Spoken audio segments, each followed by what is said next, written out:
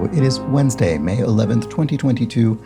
I'm Chris Remo, and welcome back to the New York Times Crossword Daily Solve. It's a Wednesday puzzle, so perhaps a little bit of a step up in difficulty from the last couple of days, and we're still in the themed part of the week, so look forward to that. And look forward to this edition of the Daily Solve, which has been brought to us by Joe Percy and Michael H., as well as always, the inestimable Hood Monster and the invaluable Timothy Mark.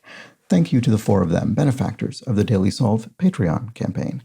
And if you'd like to join their ranks and get that Daily Solve Let's Check the Crosses coffee mug or tea mug, you can find that at patreon.com/Daily Solve. And of course, there's a link in the description field underneath the video.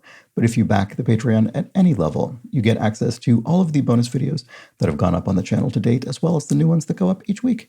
So look forward to those as well. And you can join, and everyone is free to join the Daily Solve Discord community chat server. And you get an extra channel in there with the Patreon subscription, but otherwise it's free. And of course, also free to subscribe to the channel on YouTube. So do that. And thank you to everybody who has. I very much appreciate it. All right, let's move on to today's puzzle. This is, of course, as I said, a Wednesday puzzle. It was constructed by Michael Paleos, who I think this is his fourth New York Times crossword, so it's a small handful of credits to his name. And it was edited, as always, by Will Shorts. So let's get started. Drops the ball big time. I mean, it could be something like muffs it. I have no idea. It seems like a reasonable ending, though. So let's see if that holds. Passport figure. Passport figure. Your date of birth, the expiration date. What else would be? I assume this is a number. I'm not sure. Dress up quaintly. It could be tot up. Actually, that would lend credence to the it theory here. Home to about 60% of the world's population, Asia, I believe. And let's look at the crosses there. Island, Lake Kiritimati. Lake Kiritimati.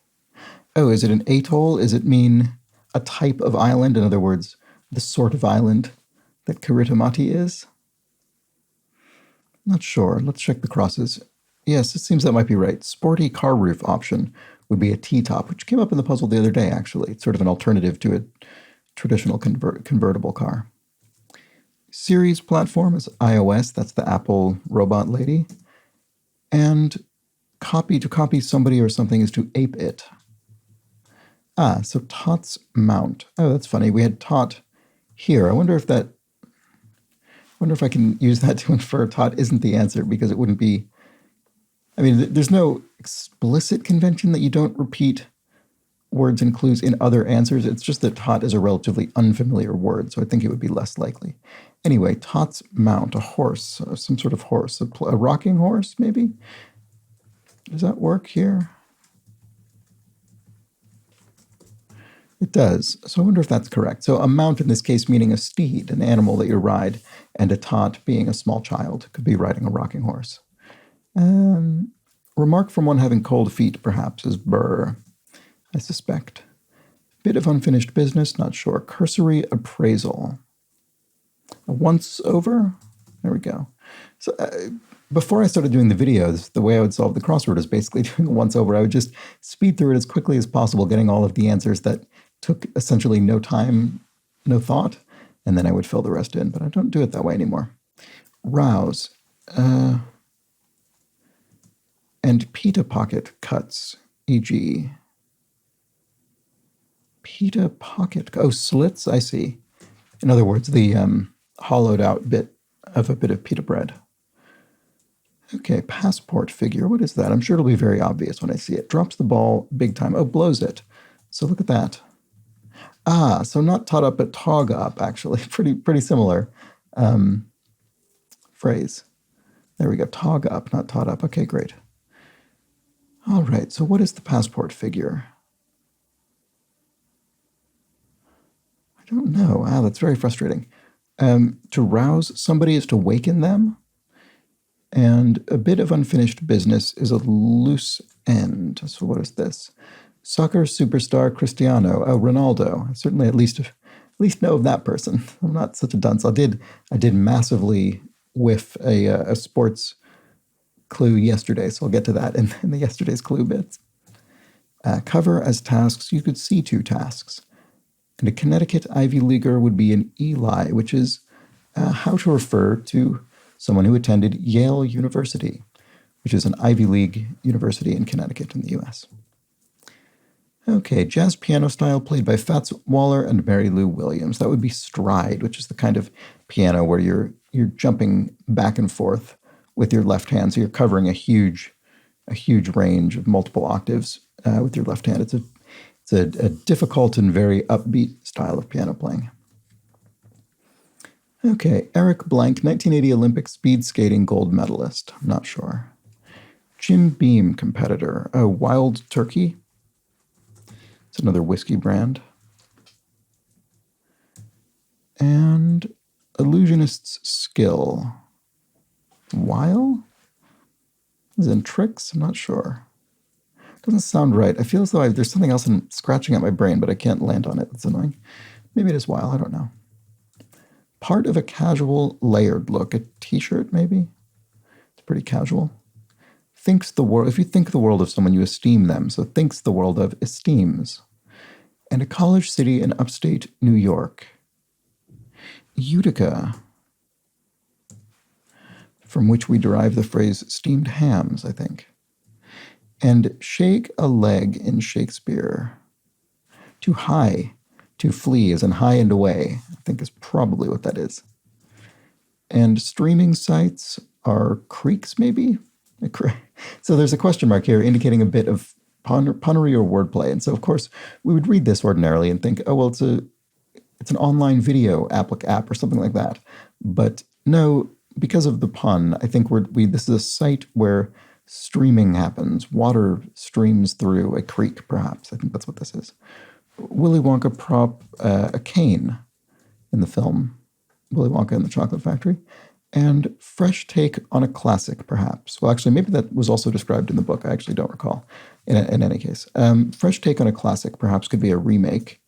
And Slim Shady by another name. That's one of the stage names of Eminem. I guess the other one being Eminem. Some old timers. And one with a whistle who sometimes blows it, a ref. So there's a question mark there. That's a bit clever because, of course, the ref sometimes literally blows their whistle, but also sometimes the ref is considered to have made a bad call, to have blown it. Oh, I spelled Eminem wrong. Oops. There we go. Genre of Death Cab for Cutie is emo. It's a band I've heard of, but I don't know that I would have been able to identify it as emo, but certainly can with these crosses. And emo is one of those words that does come up in the New York Times crossword relatively frequently because it's such an easy and useful collection of letters to fit into a grid. So some old-timers are fogies, a word basically meaning an elderly person, and then a Cold War jet is a MiG aircraft, fighter jet. Practically forever would be eons. Oh, and it's spelled in this alternative manner as opposed to just EONS. Okay, Cardinals home and stats. I think Atlanta Cardinals sounds familiar. Does that work? Gun. Oh, maybe not. No. Arizona Cardinals. Oh, maybe I was thinking the St. Louis Cardinals, which is a different sport, I guess. I don't even remember which is which. Sorry, I shouldn't ever try and say anything about sports. It's really ridiculous. To gun an engine, for instance, could be to rev it up, to gun it. And this must be Arizona. Hard to swallow in a way. And Chinese poultry dish marinated in wine. Oh, drunk chicken or something like that. Drunken chicken. There we go. Drunken, not drunk. Drunken chicken. So what is... Oh, I see. So we have animals. So rocking horse, wild turkey, drunken chicken. So these are all... they're all animals who are maybe reeling about or aren't very stable, something like that. Okay, what about this? Illusionist skill. Maybe it still could be while. Auction action could be a bid. You could place a bid at an auction. That would be an action to take. Blues legend with a guitar named Lucille. That would be B.B. King. So we have our blues, we have our emo, and we have our stride piano somewhere. Okay. Hoffman, who played Captain Hook. Must have been Dustin Hoffman. Oh, inedible. Hard to swallow in a way would be inedible. Yes, there we go. Hopefully our drunken chicken is not inedible. Early quinoa cultivator could be an Incan. That would be the proper region for quinoa as a staple food. And here we have sci-fi, science fiction, of course, and residents of ancient Minos would be Cretans, right?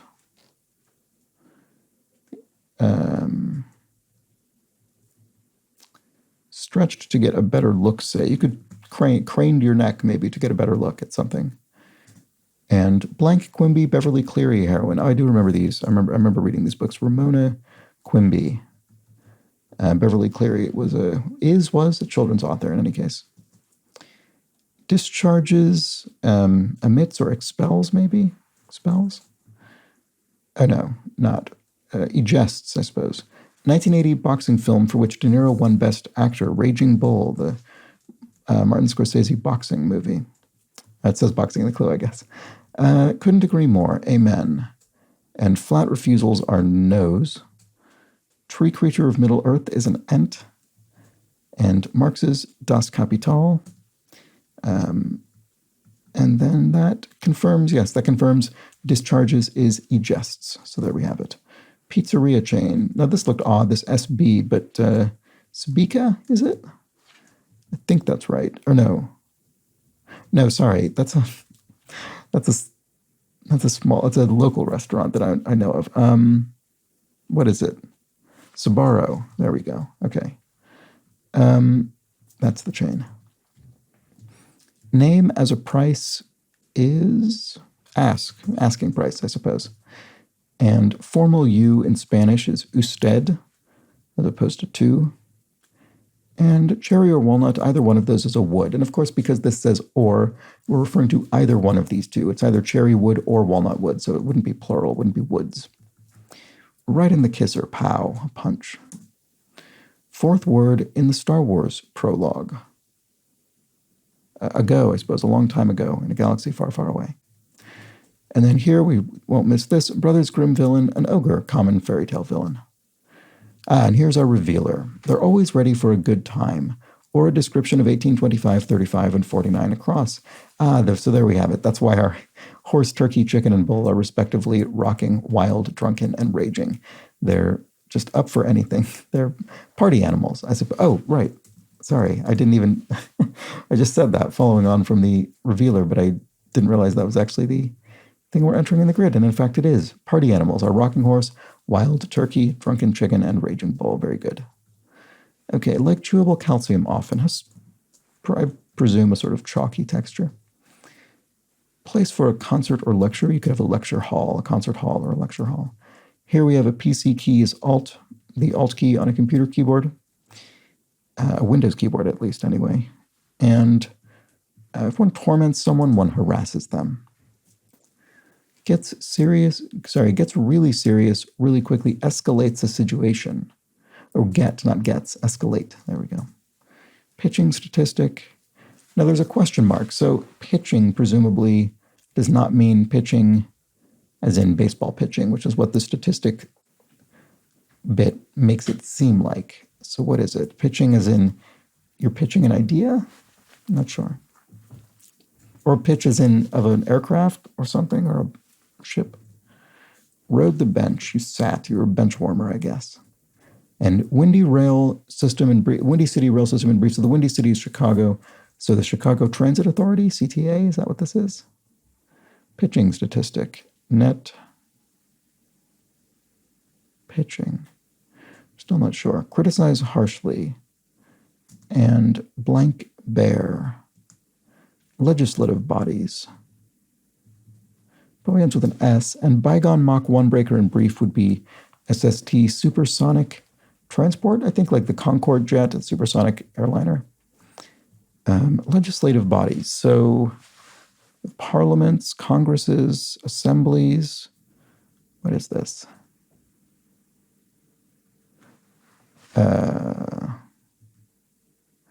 Duma, Senate.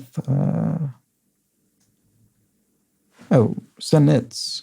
Sorry, I thought of all of the ones except for that. That was silly. I thought of the the Welsh Senate before I thought of the U.S. Senate. Anyway, okay. Communication method in much of the 2021 film Coda for short. American Sign Language, that's right. Film involving deaf characters. And then reclining feature is a leg rest, right? Yeah, that looks right.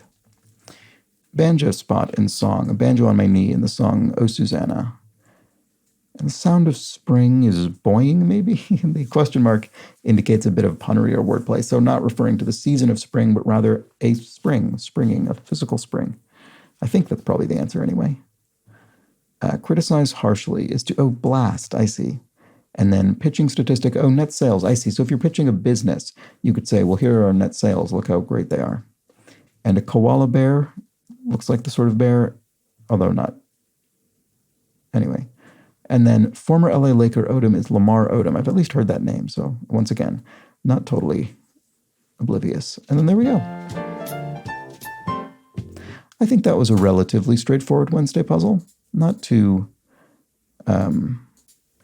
tricky. And we had a fairly classic early week theme in the sense that we could solve it without needing to know the nature of the theme. We could simply solve Rocking Horse, Wild Turkey, Drunken Chicken, and Raging Bull as normal. And then we will eventually see, these are party animals who are always ready for a good time. And very good.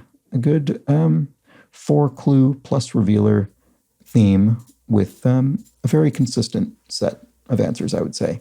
And a relatively straightforward puzzle beyond that, I think. Let me know how you fared. And now I'm going to move on because we have several clues from yesterday's puzzle, in fact. So let's get to those. Okay. Regarding yesterday's theme, actually, Michelle McBride-Charpentier says, there were several music-themed answers in this puzzle beyond the core brass wind strings that comprise the theme. iPod, Psalm, A-flat, mono, AC/DC, pied as in Pied Piper, and also harps and triangles, which are instruments but not clued as such. Indeed, and I didn't really think to look back on that. Now that you're saying them, I can remember all of these. I can remember all of these grid entries, but I didn't occur to me that there's sort of a sort of subsidiary theme going on in that puzzle with lightly themed music-related answers. So very good. Thank you for that observation. Regarding Elon Musk, 0R95 points out he is not actually the founder of Tesla Incorporated, which is what I claimed on yesterday's puzzle. He just wants you to think that. Tesla was founded in July 2003 by Martin Eberhard and Mark Tarpenning. Musk is simply the largest shareholder and CEO. And yeah, I looked that up because I wasn't aware of that. And it turns out he didn't found the company, but he at a certain point invested enough in it to become, to control the company. And of course is now very much associated with it. All right. Bradley explains the definition you gave for 29D layup was basically describing an alley-oop. A layup is a jumping one-handed shot made very close to the basket that bounces off the backboard and goes through the hoop. It's the easiest type of shot in basketball. And then so thank you, Bradley. And then there were some people discussing my complete lack of sports awareness and how I've probably never seen a game of basketball in my life. And I've certainly seen basketball being played on television before, but it probably is actually true. I've never seen a full game from beginning to end. James Draper had said, I had also assumed Lunch Atop a Skyscraper, the photograph, was taken during the construction of the Empire State Building, but I learned upon visiting that it actually depicts 30 Rockefeller Plaza, a building which echoes a different clue as it often contains SNL hosts. Yes, that's a good point. I was pretty shaky on, when I said Empire State Building, I realized I was just sort of saying it by default, and I didn't really have any reason to believe that was the building being constructed, and in fact it wasn't, so thank you, James Draper. I've been to the top of actually both the Empire State Building and 30 Rockefeller Plaza. They both have observation decks you can visit. And finally, Kian O'Reilly comments about the phrase Erin go bragh, which, well, looks Irish, is an anglicized version of, I suppose it's something like Erin go bragh. Sorry, I have absolutely clearly no competence in this area. The Irish phrase meaning Ireland forever or Ireland until the end of time. It is also the name of a song, presumably why the anglicized version was used today to fit with the music theme. So thank you for that. So an anglicization of an Irish phrase, essentially meaning Ireland forever. All right. Thank you so much for joining me on this crossword today. I hope you enjoyed it. I'll be back tomorrow for the Thursday puzzle, a themed puzzle with perhaps some kind of twist. We'll have to wait and see. Should be most likely trickier than today's.